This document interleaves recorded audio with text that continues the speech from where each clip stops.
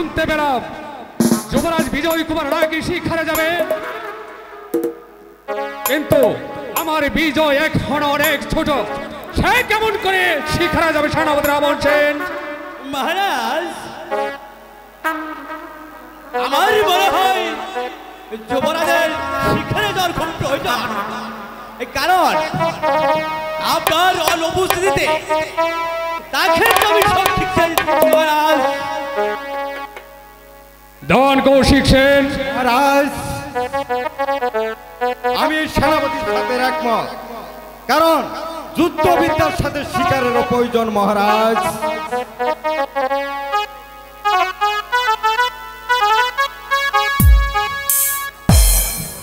আব্বা হুজুর, আব্বা হুজুর, পুত্র বিজয়, আব্বা হুজুর, আমি শিকারে যাব, আমার শিকারের ব্যবস্থা করে দেন আব্বা হুজুর। শিকারে যাবে?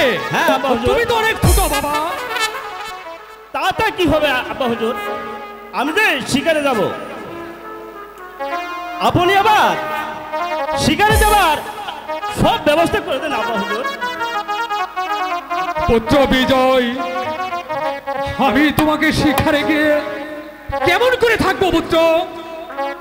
বিদায় দেন, বিদায় দেন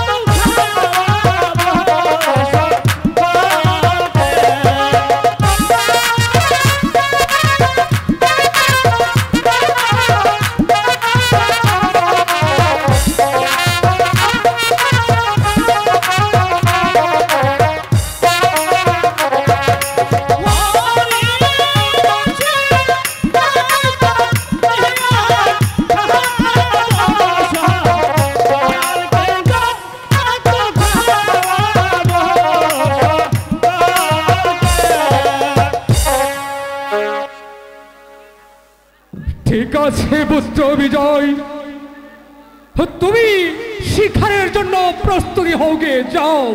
তাহলে আমি আসি আব্বা হুজুর। তাই যাও পুত্র বিজয়। দেওয়ান কৌশিক শেষ, মহারাজ। সেনাপতি রাবণ শেষ, বলুন মহারাজ। চলো আমরা সবাই মিলে যুবরাজ বিজয় কুমারের শিকারের ব্যবস্থা করিগে। তাই চলুন মহারাজ। তাই চলুন।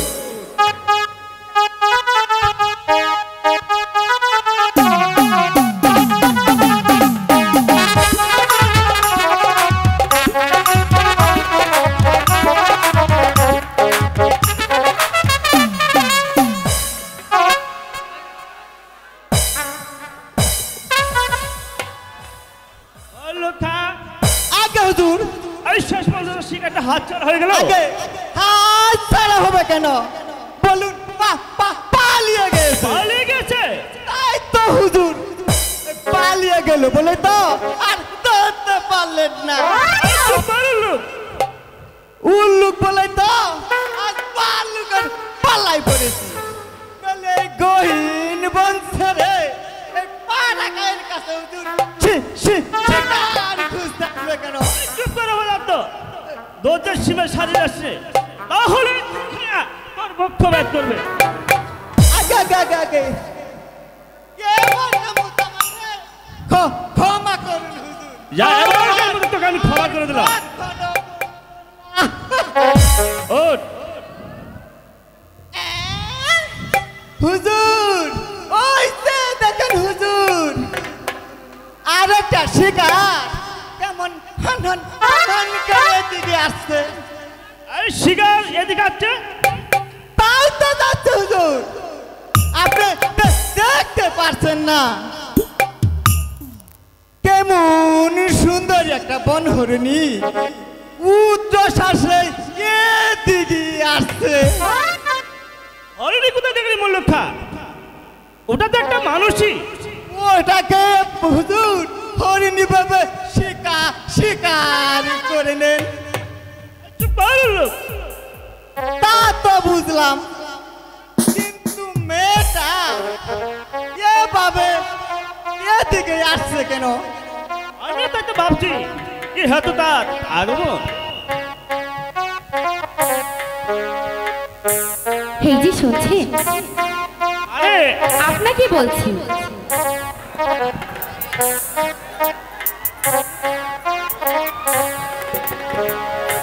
আচ্ছা, শিকারে এসে আপনি আমার শ্যামলীকে ধাওয়া করলেন কেন? তোমার শ্যামলী মানে? ওটা আমি চিনতে পারিনি। শ্যামলী হচ্ছে আমার সেই পোষা পোলা। ছোট্টবেলা থেকে ওকে আমি লালন পালন করে যত্ন করেছি, আর আপনি কি না আমার শ্যামলীকে ধাওয়া করছেন? মানে ওটা যে তোমার পোষা আমার জানা ছিল না। আর তাছাড়া ওই শিকারের পিছনে ঘুরে বেড়ানো এই শিকারির কাজ। এটা নিশ্চয় আমি কোনো অপরাধ করি নাই। 100 বার আপনি অপরাধ করেছেন, 1000 বার অপরাধ করেছেন। সে বলে আপনাকে শ্যামলীকে আমি দেখে ধাওয়া করিনি। ইস, যে অপরাধ আপনি করেছেন এর যে কি শাস্তি হতে পারে আপনি জানেন? শাস্তি? হ্যাঁ, শাস্তি। কেন শিকারীকে জেনে রাখা প্রয়োজন? গহীন বন ছেড়ে কারো কারাগারে আসা এটা ভুল। সত্য কথা, মানে একদম খাঁটি কথা। নইলে আমাদের হুজুরকে একটা না শুধু শাস্তি দেবে কেন? চুপ কর লোক। আগে বলো কা হুজুর। কি ব্যাপার এভাবে চুপ করে আছেন? বলুন, আপনার কাছে আমি জিজ্ঞেস করছি, কারাগারে প্রবেশ করে আপনি আমার শ্যামলীকে কেন ধাওয়া করেছেন? আমার অপরাধ ক্ষমা করো নারী। আমার অপরাধ ক্ষমা আমি করে পথ দাও। ভুলে এখানে এসে পড়েছি। না, কিছুতেই যে আপনি ক্ষমা পাবেন না, পাবেন না, পাবেন না। এর উপযুক্ত যে আপনাকে শাস্তি নিতেই হবে। কি হলো রে মামা? আমার কার সাথে জগা বাজিয়ে দিচ্ছিস?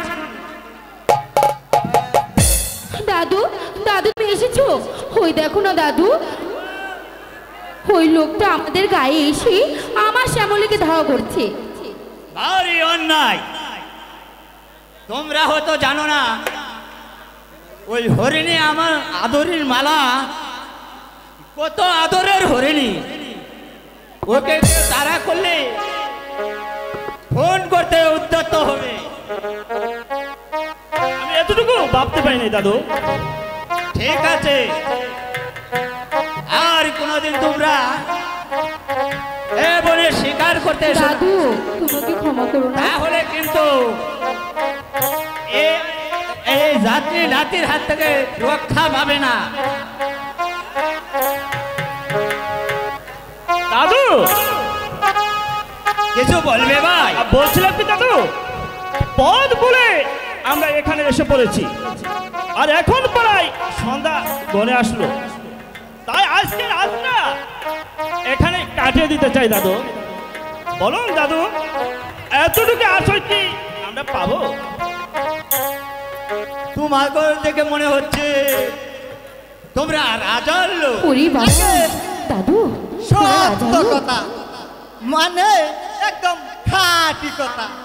উনি হলো শ্যামলগঞ্জের যুবরাজ বিজয় কুমার, আর উনি হচ্ছে আমার সরল মল্লখা দাদু। শোনেন, আপনারা যাই হন না কেন, আশ্রয় দেয়া আমাদের পক্ষে যে কিছুটি সম্ভব নয়। এবার আপনারা আসতে পারেন। এই দাদু চলো। এই তুই চুপ কর পেতনি। তুমি আমাকে পেতনি বললে কেন? এই বুড়ো, ঠিক আছে, তুমি আমাকে পেতনি বলেছো, আমি এখন চলেই যাবো। দাঁড়া, কে বললো রে? তুমি বলেছো। তুই হলি আমার আধা রাজার চাঁদনি। সত্যি করে বলছো দাদু? দাদু হ্যাঁ তাহলে কি আমরা আসবো দাদু? হ্যাঁ, তোমরা আমার সাথে এসো। কত হলো তুমি হলে আমাদের যুবরাজ, মানে আমাদের অন্নদাতা। এসো যুবরাজ। তাই চলো দাদু। এই দাদু মালা চলো, ঠিক আছে।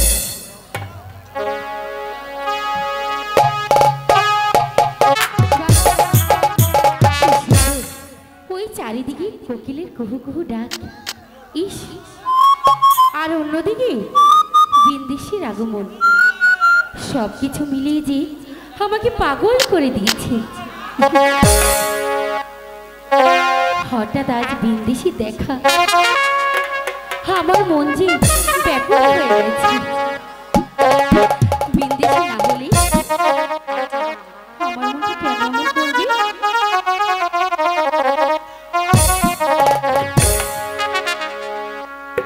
বই দেশি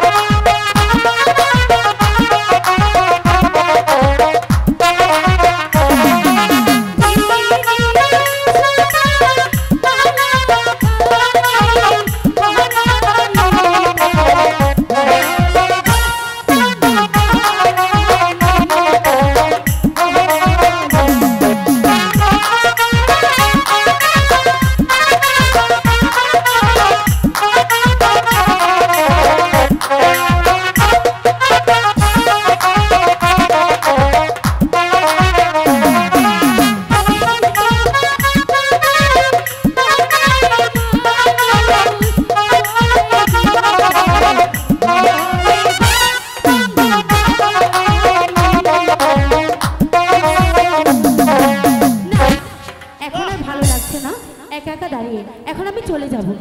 বাহ, কি সুন্দর কণ্ঠ তোমার মালা। বলুন তো ওরা। হে কি যুবরাজ, আপনি অসময় এখানে? আরে তোমার মধুমাখা সুর আমার ঘুম ভেঙে দিয়েছে মালা। তাই তো তোমার গান শুনতে শুনতে আর তোমার কাছে ছুটে এসেছি। তাই বুঝি চোরের মতো লুকিয়ে লুকিয়ে গান শুনছেন? হ্যাঁ, শুধু কি গান শুনছি মালা, আরো ভাবছি। কি ভাবছেন? ভাবছি তোমার গানের কি জবাব হতে পারে।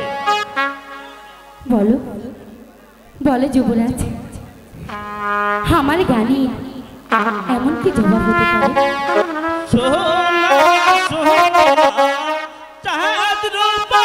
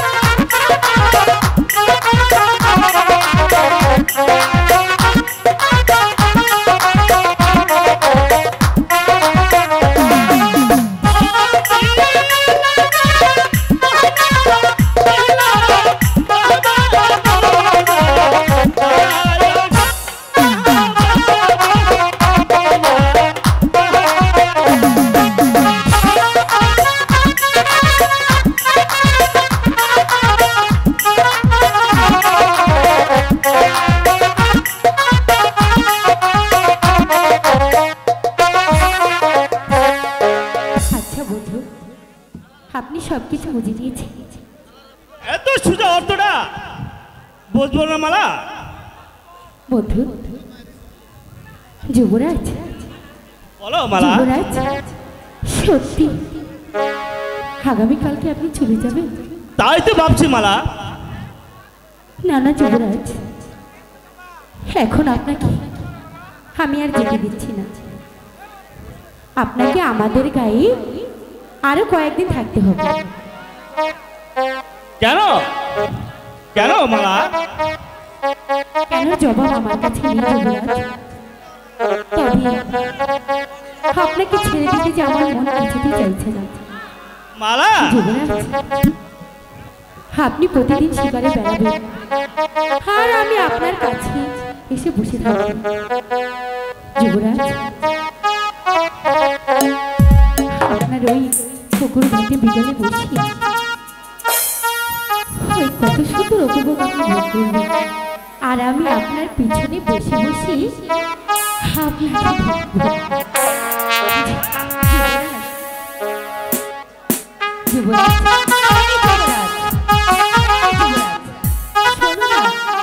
শোনো, এদিকে আসো না। আজ থেকে তুমি মালার ভালোবাসা দুটি মনে লেগে গেছে, দুটি বুকে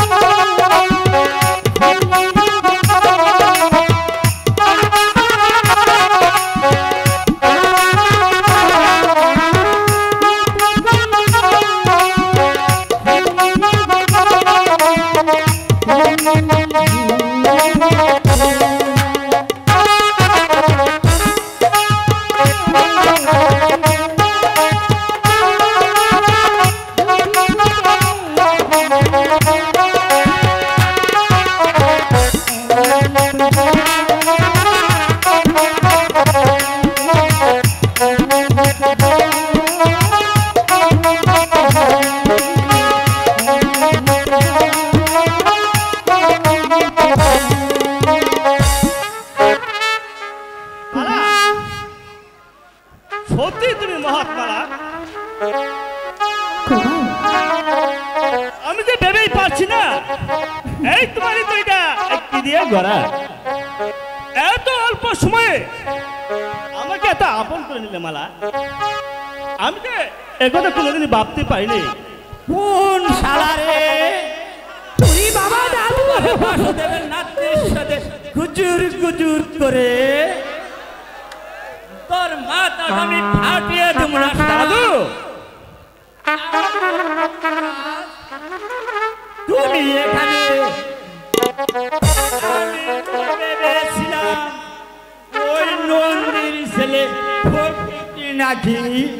দাদু এই তোকে যে কি বলবো না পেতনি,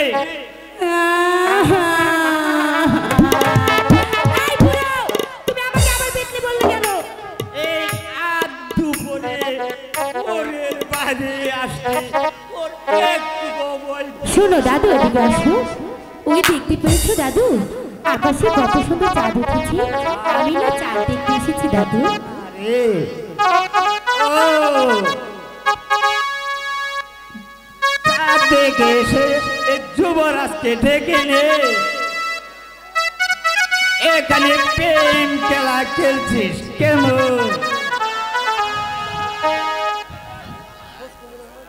এই যুবরাজ কত পরিশ্রম করে এসেছে, একটু ঘুমাবো বলে কিনা।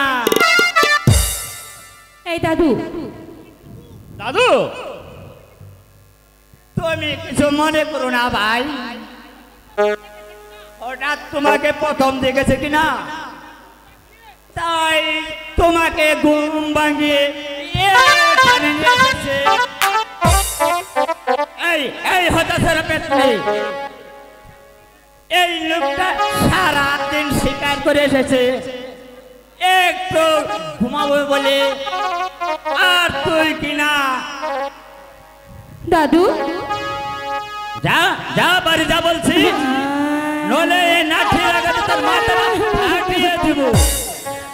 এই বুড়া ভূত কোথাকার, আমি এক্ষুনি চলে যাচ্ছি, মনে রেখো কখনো তোমার সাথে কথা বলবো না।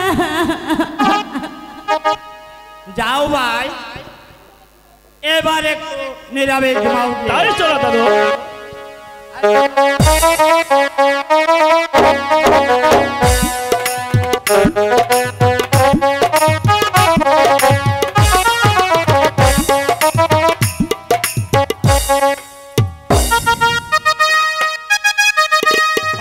কতদিন হলো যুবরাজ বিজয় কুমার নাকি শিকারে গিয়েছে, কিন্তু আজ পর্যন্ত ফিরে আসছে না কেন সেনাপতি রাবণ সেন? যুবরাজ শিকারের প্রিয় মহারাজ, হয়তো সেই শিকার নিশ্চয় খুব ব্যাপক হয়ে গেছে, আমারই মনে হচ্ছে সেজন্য ওই বিলম্ব হচ্ছে মহারাজ। অসম্ভব, তা কিছুতেই হতে পারে না। আমার মনে হয় যুবরাজ বিজয় কুমার কোন বিপদ রয়েছে, নইলে অবশ্যই ফিরে আসতো এই রাজদরবারে। তাহলে মল্লুক্ষা অবশ্যই ফিরে আসতো মহারাজ। আমি জানি মল্লুক্ষা যুবরাজ বিজয় কুমারের খুবই ব্যবহার, যুবরাজ বিজয় কুমারকে বিপদের মুখে পেলে সে কিছুতেই ফিরে আসতে পারে না রাজদরবারে। তবে কি মহারাজ বলতে চান, যুবরাজ সত্যি সত্যি কি বিপদে পড়েছে? সেনাপতি রাবণ সেন আমার যে তাই বলছে, যাও এই মুহূর্তে তোমার সৈন্য সামর্থ্য নিয়ে ছুটে যাও যুবরাজ বিজয় কুমারের সন্ধানে, যেখান থেকেই পারো সারা বন গ্রাম তন্ন তন্ন করে খুঁজে হলেও যুবরাজ বিজয় কুমারকে রাজদরবারে হাজির করবে। আমি তাই করবো মহারাজ। আগামীকাল আমার সৈন্য সমর্থন নিয়ে আমি শুনে দেবো সেই বিজয় কুমারের সন্ধানে, আর তার পরিচয় করে হোক যে ভাই হোক তাকে উদ্ধার করে আপনার দরবারে হাজির করবো মহারাজ। আমি আসি মহারাজ। না না, আমি যে ভেবেই পাচ্ছি না কেন আমার যুবরাজ এখনো ফিরছে না। হগো হগো খুদা, তুমি তো জানো শৈশবে তার মাকে হারিয়ে এতটুকু বড় করেছি, তাই তো তার অনুপস্থিতিতে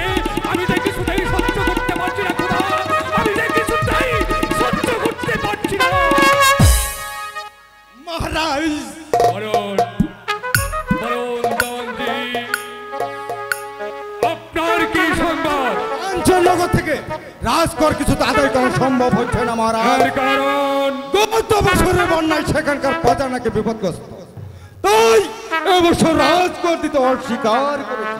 আর তাই শুনে আপনারা বুঝি আনন্দে ফিরে এসেছেন কেমন? নয় মহারাজ, পরিষ্কার তাদের বলে এসেছি, যদি তারা এক সপ্তাহের মধ্যে রাজকর পৌঁছে না দেয় তাহলে আমি এই চাবুকের মুখে রাজ করতে বাধ্য হব। তাহলে তাই করতে হবে, তাহলে যে রাজকর শূন্য হয়ে যাবে, আপনাদের যে না খেয়ে করতে হবে, তাই রাজকর যাহাতে পরিপূর্ণ থাকে সেই ব্যবস্থায় আপনাদের করতে হবে। এটা আমার শেষ আদেশ,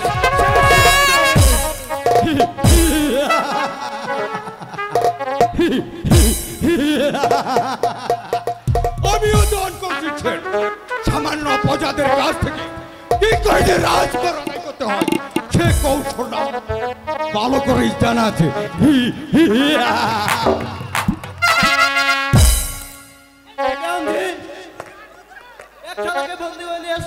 তার অপরাধ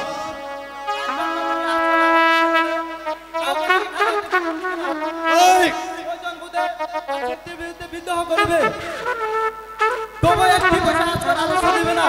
তাই নাকি?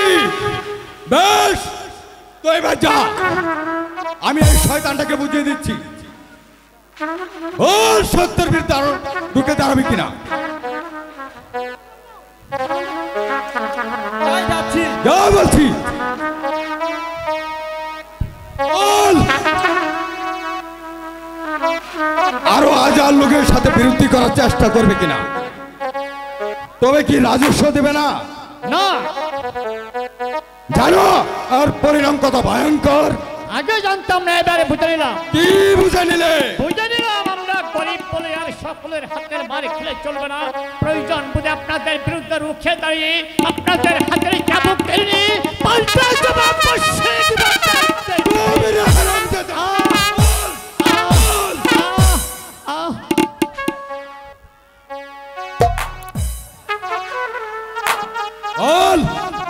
আজ আর লোকদের আরো এভাবে অপমান করবি কিনা?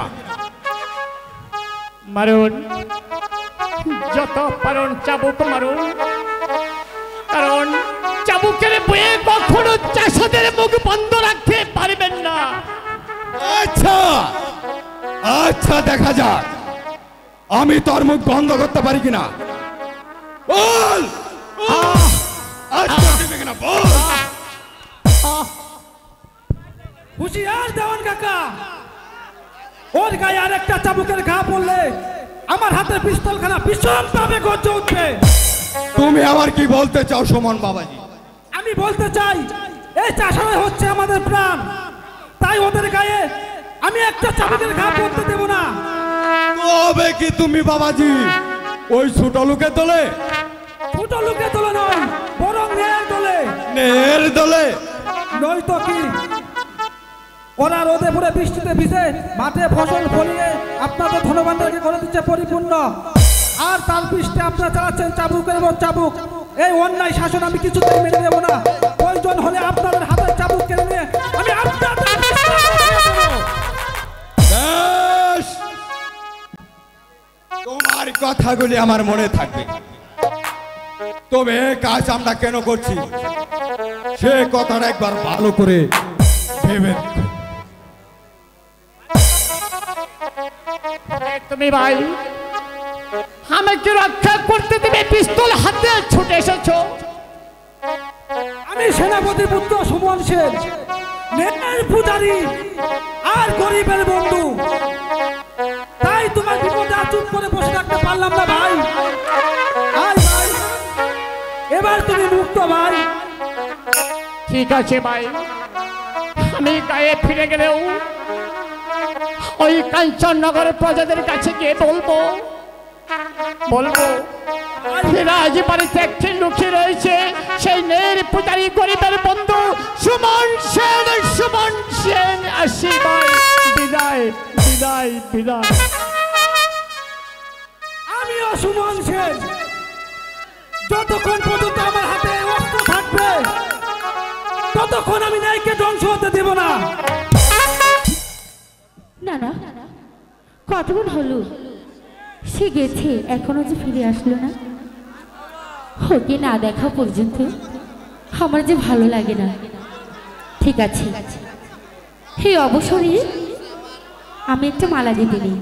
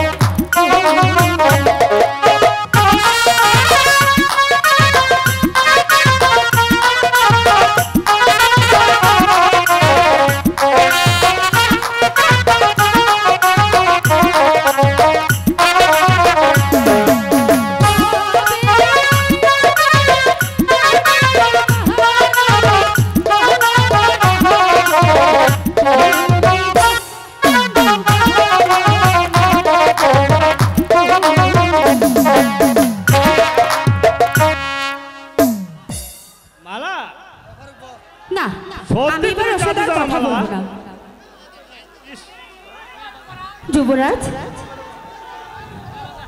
নইলে এতদিন হলো আমি তোমাদের এখানে এসেছি, কিন্তু আজও দেশে ফিরে যেতে মন চাচ্ছে না মালা। যুবরাজ, আমি হয়েছে একজন সামান্য নারী। আমার মাঝে এমন কি আছে যে আপনি তার জন্য যেতে পারছেন না? যদি বলি কি সেই গুণটা তোমার মাঝে আছে মালা? শুনুন যুবরাজ, বলুন বলুন, এমন কি গুণ আছে আমার মাঝে সেই এখন গুণ আমি দেখে আপনি বলবো চলে না। যাচ্ছেন? বেশ, তাহলে তাহলে যে এখনই আমি চলে যাব। হেই, এই চললাম কিন্তু।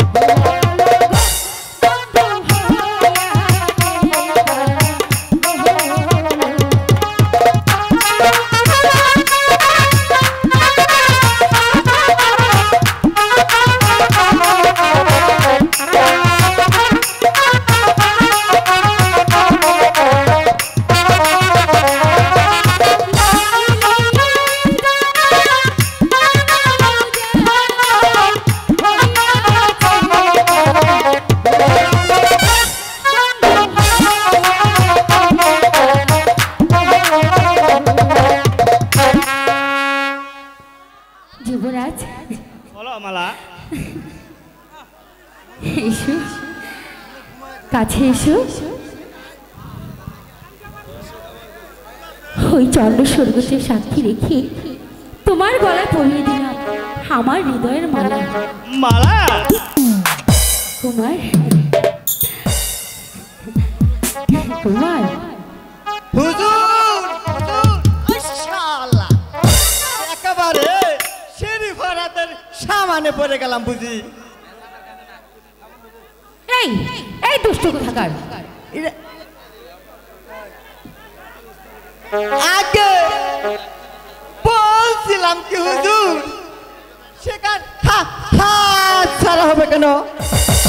এখন তো দেখছি অনাহাস সেখান ধরা দিয়েছে। হুজুরকে তবে শিকার বলতে হয়।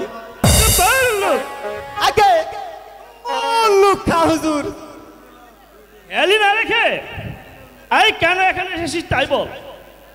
ওই মালাটা চিরা ফেলেন হুজুর, চিরা ফেলেন। কেন মালা ছিড়ব কেন? কি হলো তোর? মানে আমার নয়, মানে আপনা।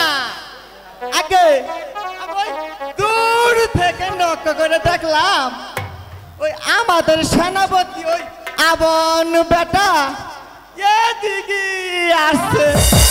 সেনাপতি রাবণ সেন সে তাই? কোথায়? হয়তো কোথাও আত্মগোপন করেছে। দেরি করবেন না হুজুর, দেরি করবেন না। মালাটা ছিঁড়ে ফেলেন হুজুর, ছিঁড়ে ফেলেন।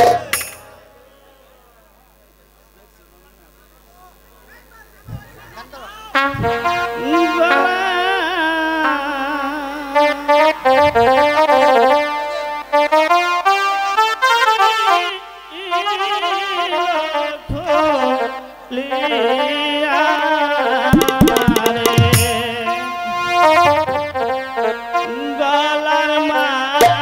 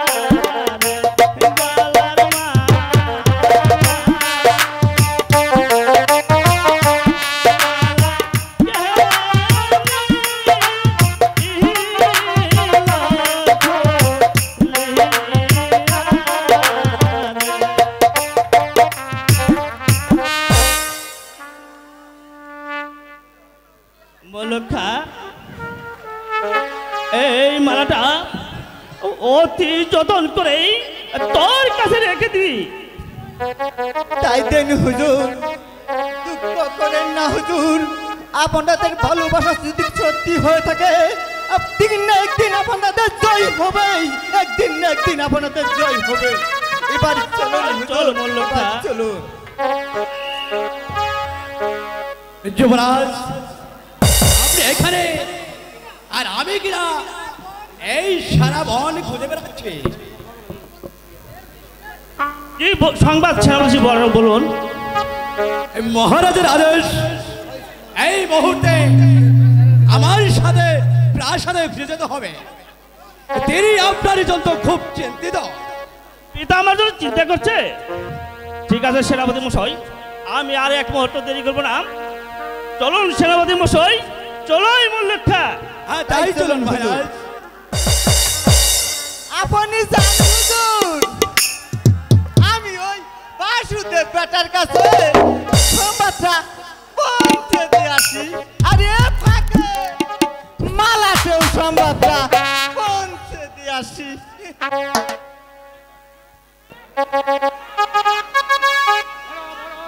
সেন, কি তোমার? আমার অভিযোগ যুবরাজ বিজয় কুমারের বিরুদ্ধে। বলো বলো, যুবরাজ বিজয় কুমার এমন কি অপরাধ করেছে যে তার জন্য তুমি অভিযোগ করছো? বলতে আমি সাহস পাচ্ছি না মহারাজ। নির্ভয়ে বলো সেনাপতিরা বলছেন, নির্ভয়ে বলো। যুবরাজ শিকারে গে সেখানে সামান্য একটা বাজার মেয়েকে ভালোবেসে এই সামালগঞ্জের মান সম্মান সব দুলে মিশে দিয়েছে। যুবরাজ বিজয় কুমারের এমন কুৎসরণনা করতে তোমার বিবেকে এতটুকু বাচ্চা না? সেনাপতিরা বলছেন। আমি এক বিন্দু মিথ্যা বলছি না মহারাজ। কারণ যুবরাজকে খুঁজতে গিয়ে আমি সব চোখে দেখেছি ওই ছোট লোকের মেয়েটা যুবরাজ বিজয় কুমারের বন্দরে। চুপ করো রমন সেন, চুপ করো। না না, আমি যে ভেবে পাচ্ছি না যুবরাজ বিজয় কুমার কেমন করে এত নিচে নেমে যেতে পারলো। আমিও তাই ভাবছি মহারাজ। যুবরাজ কেমন করে আপনার মান সম্মানকে বিসর্জন দিয়ে একটা ভিখারির মেয়ের সাথে কেমন করে প্রেম বিনিময় করতে পারে? না না না, অসম্ভব। কারণ তা আমি কখনো হতে দেব না। তোমার কথা যদি এতটুকু সত্য থাকে, তাহলে সেই লম্পট ভিখারির বাচ্চাকে আমি এমনই শাস্তি দেবো যে যা দেখে কেউ কোনোদিন ব্রাহ্মণ হয়ে যাবে হাত দিতেও সাহস না পায়। তাই করতে হবে মহারাজ। হয়তো সেই কলঙ্কেরই হয়তো আপনার মাথায় কলঙ্কার প্রশ্ন বলতে কোনো গণ্ডিত হবে না মহারাজ। তবে তার পূর্বে যুবরাজকে আমার সম্মুখে জিজ্ঞাসা করে দেখুন আমার অভিযোগ সত্য কিনা মিথ্যা। সেনাপতিরা বলছেন, আমি তাই করবো। এখানে যুবরাজ বিজয় কুমারকে ডেকে জিজ্ঞাসা করবো যে এই শিক্ষা সে কোথায় পেয়েছে। এই কে আছিস? আদেশ করুন মহারাজ। যাও যাও প্রহরী, এই মুহূর্তে যুবরাজ বিজয় কুমারকে রাজদরবারে পাঠিয়ে দাও। মহারাজ। ও খুদা, তুমি এমন সন্তান আমাকে দিয়েছে যে নারীর মুহে পড়ে নিজের হিতাহিত জ্ঞানপর্য হারিয়ে আমার মাথায় কলঙ্কের পাওসার তুলিতে উদ্যত হয়েছে। আমাকে কেন স্মরণ করেছেন পিতা? তুমি নাকি শিখারি গে এক ভিখারি মেয়ে ভালোবাসায় আবদ্ধ হয়েছ। পিতা, এই কথা আপনি কার কাছে শুনলেন? সেনাপতি রামচন্দ্রের কাছে।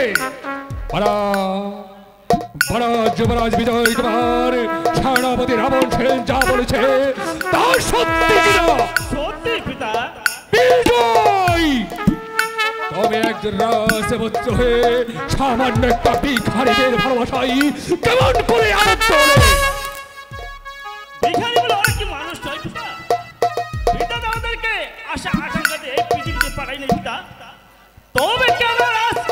যে এত নগণ্য আর এত নিজ।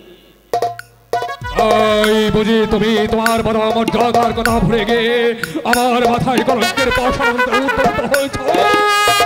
ভিখারি বলেও মানুষ হয়ে মানুষকে ঘৃণা করা কোনো নীতিমতেই কোনো ধর্মেই নেই পিতা। মানি না তোমার ধর্মের বলি।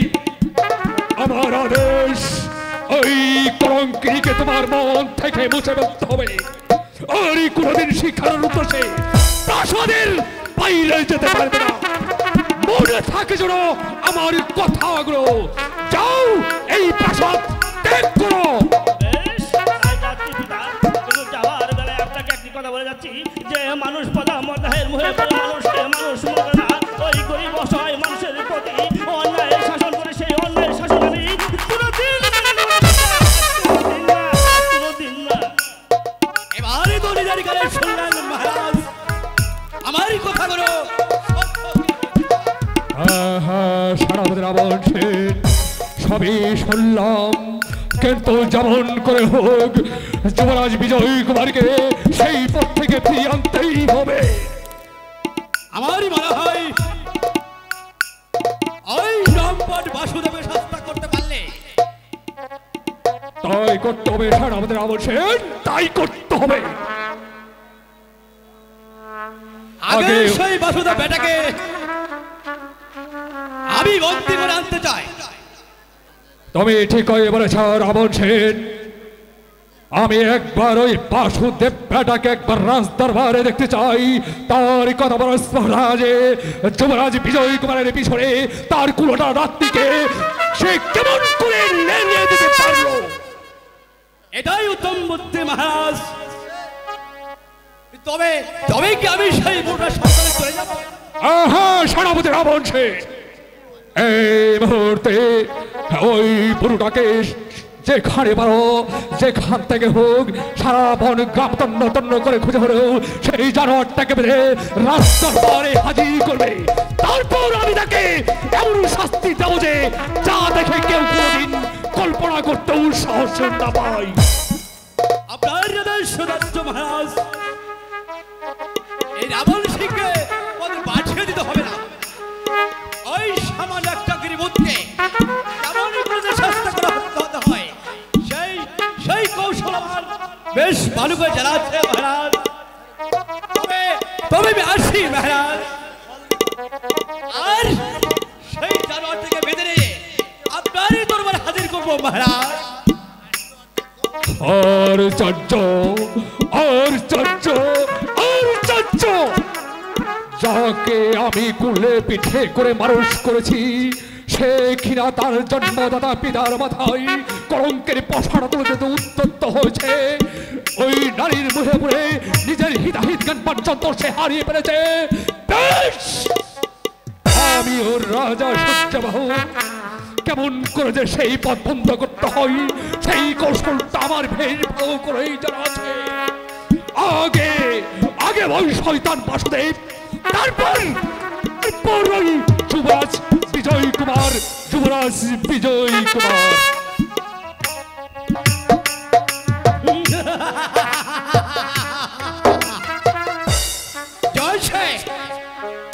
এই সারা বাড়িটা কেমন দাও দাও করে যাচ্ছে, কিন্তু কিন্তু সারা বাসুদেবকে দেখতে পাচ্ছি না। তাকে তো আমি দেখতে পাচ্ছি না।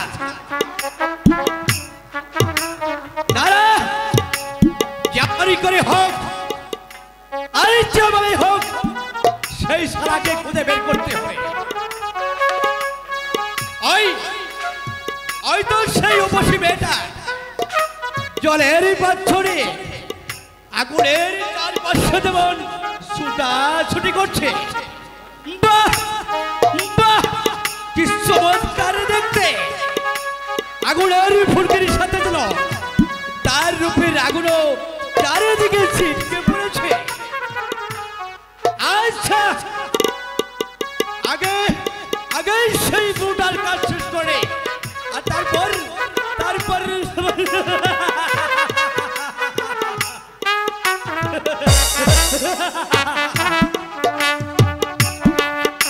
কে কোথায় আছো? ছুটে আসো।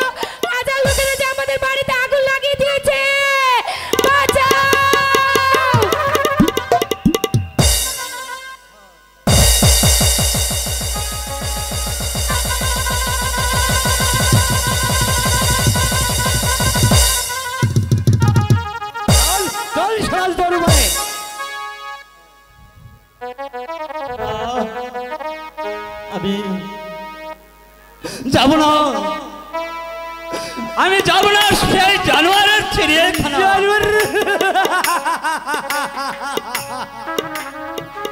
বল বল শালা, যাবে কিনা?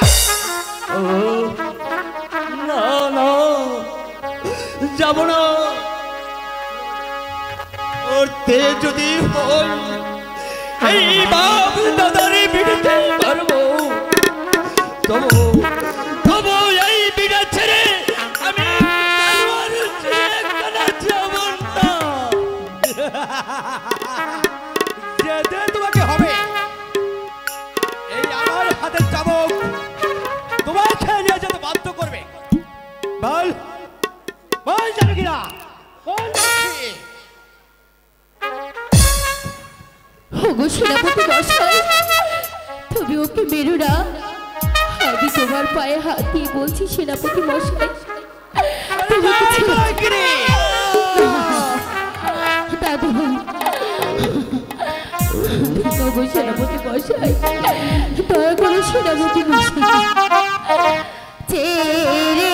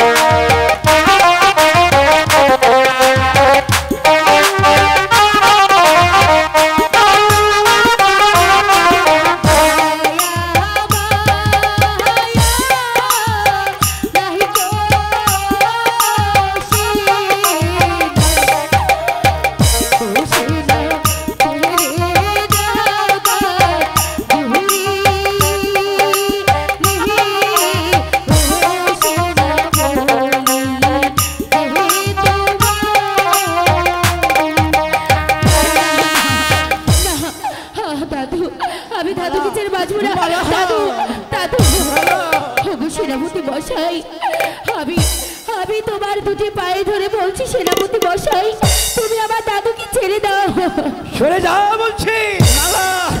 দাদু, দাদু, আমার দাদু। মালা, ওরে মালা, দুঃখ করিস না রে বোন। আমি আবার ফিরে আসবো। কেউ তোর দাদুকে রাখিয়ে রাখতে পারবে না।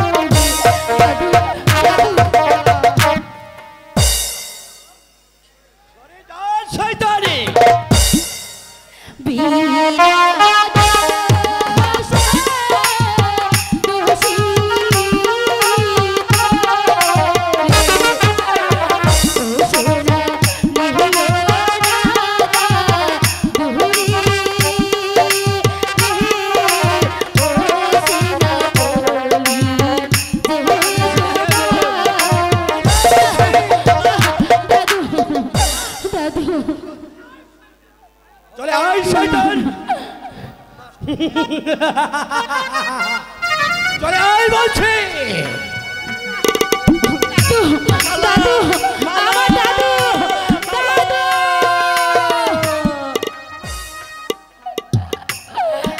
দাদু, তুমি হতভাগীকে রেখে কোথায় চলে গেলে দাদু? তোমাকে হারিয়েছি, আমি বাঁচতে চাই না দাদু, আমি বাঁচতে চাই না। ওগো ঠাকুর, হে কি তোমার পরিহাস? বলো, বলে দাও ঠাকুর, কেন কেন তুমি বুড়ো বয়সে আমার কাছ থেকে আমার দাদুকে তুমি কেড়ে নিলে ঠাকুর? না, আমি আমার দাদুর কাছে যাব। দাদু, দাদু, দাদু,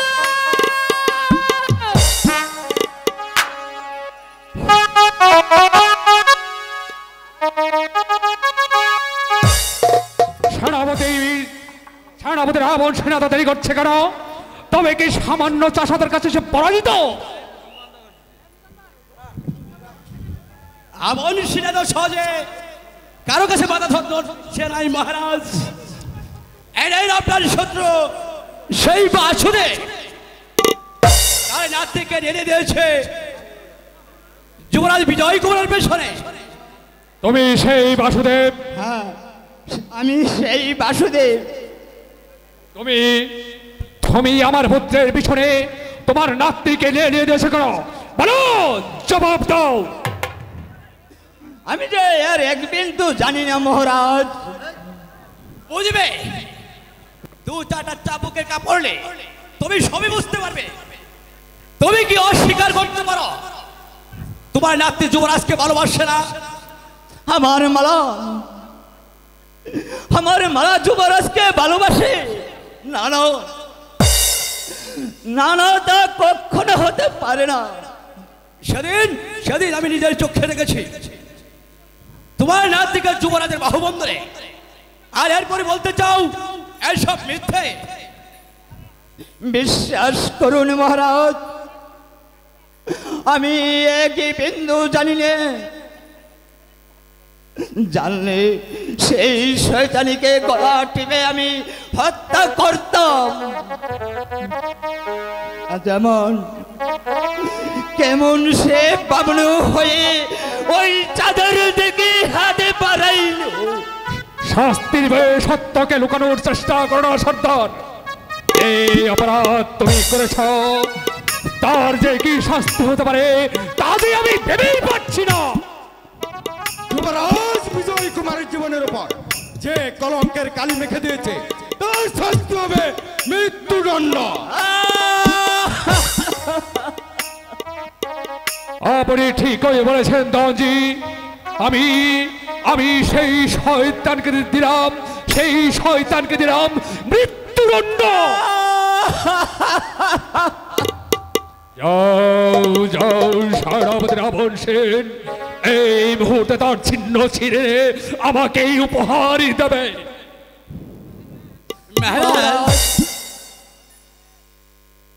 এবারকার মতো আমাকে প্রাণী ভিক্ষা দেন। জীবনে আর কোনো দিনই এমন ভুল হবে না। আপনার দুটি পায়ে ধরে বলছি, আপনি আমাকে ক্ষমা করুন। ক্ষমা? না না না, ক্ষমা তুমি পাবে না শয়তান। শাস্তি যে তোমাকে পেতেই হবে। নিয়ে যাও সেনাপতি রাবণ সেন। চল চল বেটা ছাড় বাচ্চা, আমি বলছি। বেশ, মহারাজ যখন আমারই কথা শুনলেন না, আমি ওই রাজ দরবারে দাঁড়িয়ে বলে যাচ্ছি, যদি আমি কোনো পাপ না করে থাকি এই শাস্তির মুখ আপনাকেও একদিন করতে হবে। অন্যায়কারীকে বিধাতা কোনো দিন ক্ষমা করবে না, কোনো দিন ক্ষমা করবে না। চলে এই হচ্ছে উপযুক্ত আসল বিচার।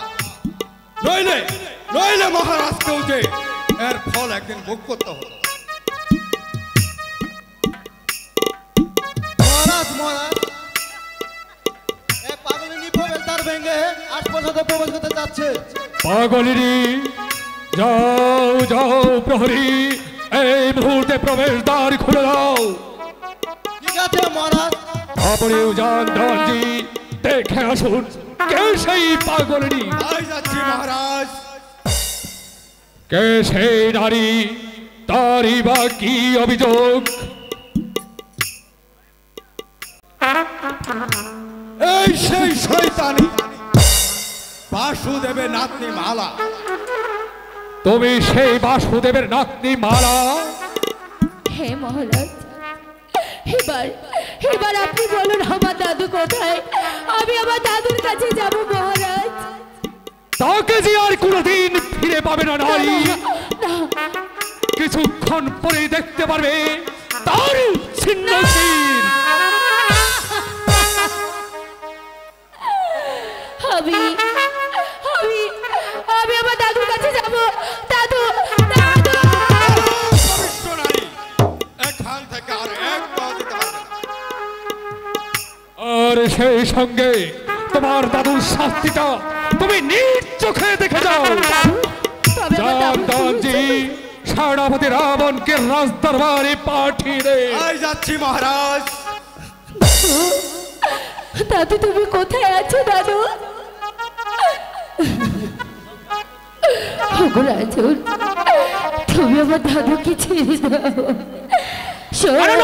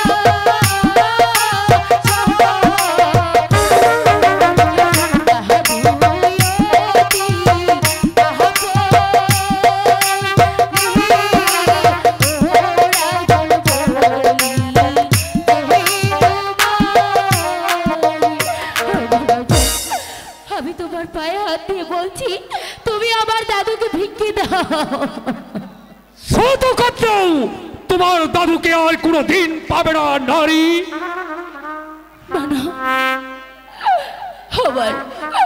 আমার দাদুকে দিয়ে দাও।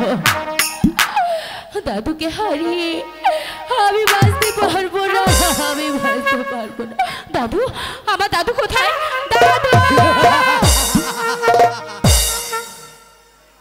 তোমার এই দাদু আর হো জগতে নেই নারী। না না, এ হতে পারে না। না না, এই দেখো না, না, না। তোমার এই দাদুর ছিন্ন ছিন্ন। দাদু, দাদু, দাদু, দাদু, তুমি আজ কোথায় দাদু? আমাকে রেখে তুমি কোথায় গেলে দাদু? আমি কি নিয়ে বাঁচবো বলো দাদু? না দাদু, এ হতে পারে না, এ কিছু তো হতে পারে না। একই তার কোনো আত্মনাদ বেশে আসছি এই সেই নির্যাতনারী একই মালা। হে কি যুবরাজ, তুমি এসেছো যুবরাজ। আজ আমার সব শেষ হয়ে গেছে যুবরাজ। শোনেন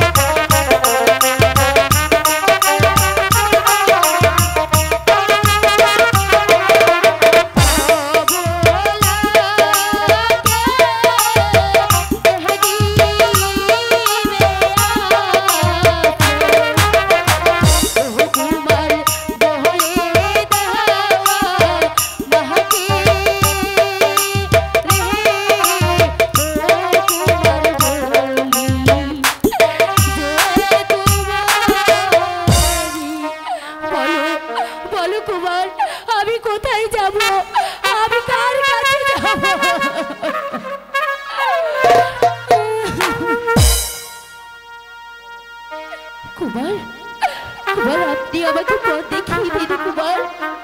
আমি কোথায় যাব? এই পৃথিবীতে যে আমার বড় দাদু ছাড়া কেউ নেই কুমার, কেউ নেই।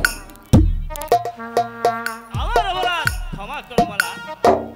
এই রাজপ্রাসাদে এমন একটা কিছু হয়ে যাব আমি ভাবতে পারিনি। বলুন পিতা, ওই নিরবন বাসুদেবকে আপনি হত্যা করলেন কেন? আপনার কি ক্ষতি সেই করেছিল? পিতা হয়ে পুত্রের কাছে কৈফিয়ত দেওয়ার প্রয়োজন মনে করি না, তাই দেব না। যুবরাজ, মালা, আজ আজ আমি বড় একা হয়ে গেছি যুবরাজ। আমি কার কাছে যাব? আমি কোথায় যাব? আমি কিছুই যে বুঝতে পারছি না যুবরাজ। বলুন, আপনি বলে দিন যুবরাজ, আমি এখন কি করব? পিতা, দাদু, এই কথা বলো দাদু। আজ আর কিছু নেই পিতা। আজ যে সেই সর্বহারা, তাই আপনার কাছে আমার এই অনুরোধ, এই নারীকেই আপনার আশপাশে রেখে দেন। অসম্ভব। যার জন্য আমার মান সম্মান ধূলিসাৎ হতে চলেছে, তাকে আমি কোনদিন রাজপ্রাসাদে আশ্রয় দিতে পারি না। সেনাপতি রাবণ ওই কঙ্কিকে গলা ধাক্কা দিয়ে প্রাসাদ থেকে বিতাড়িত করে দাও। আমি যাচ্ছি মহারাজ, এই পথে নেমে যেতে না। চল যাচ্ছি।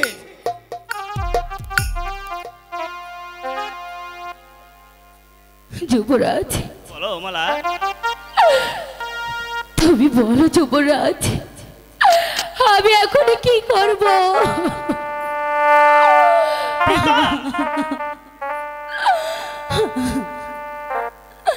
আর তুমিও যদি আর বাধা দিতে চাও তাহলে ওর সাথে তোমাকে ওই পথে নেমে যেতে হবে। হ্যাঁ হ্যাঁ, অত্র বলে আমি তোমাকে কোনোদিন ক্ষমা করব না। ঠিক আছে পিতা, তাই যদি হয় আমি এই মালার হাত ধরে চলে যাচ্ছি, কিন্তু যাওয়ার বেলায় আপনাকে একটি কথা বলে যাচ্ছি, আপনি যে শয়তানের চরকান্তের জালে পরে আপনি এই টাসের রাজত্ব শুরু করেছেন, সেই চরকান্তের জালে পরেই আপনার হাসপাতাল চলে পরে খারকার হয়ে যাবে পিতা, খারকার হয়ে যাবে, খারকার হয়ে যাবে। চলো মালা। ঠিক আছে, তাই চলো। দেখলেন তো মহারাজ, এই সামান্য একটা নারীর মহে এই যুবরাজ কেমন করে আপনাকে পর্যন্ত ছেড়ে গেল। যাক, একে একে সবাই চলে যাক। তবু তবু আমি এতটুকু ভেঙে পড়বো না। অন্যায়ের বিচার যে আমায় করতেই হবে, করতেই হবে। চলো চলো সেনাপতির অবস্থা। তাই চলুন মহারাজ।